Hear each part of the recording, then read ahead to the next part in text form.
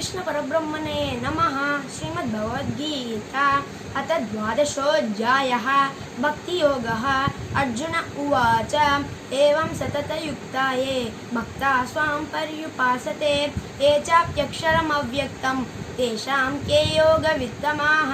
श्रीभगवानुवाच मय्यावेशमनो ये मां नित्ययुक्ता उपासते श्रद्धया परयोपेताः ते मे युक्ततमा मताः। हे त्वक्षरमनिर्देश्यम् अव्यक्तं पर्युपासते सर्वत्र गमचिन्त्यं च कूटस्थमचलं ध्रुवं सन्नियम्येन्द्रियग्रामं सर्वत्र समबुद्धयः ते प्राप्नुवन्ति मामेव सर्वभूतहिते रताः। क्लेशोऽधिकतरस्तेषाम् अव्यक्ता सत्त्वचेतसाम् अव्यक्ता हि गतिर्दुःखं देववर्भिरवाप्यते। ये तु सर्वाणि कर्माणि मयि सन्न्यस्य मत्पराः अनन्येनैव योगे मां ध्यायन्त उपासते।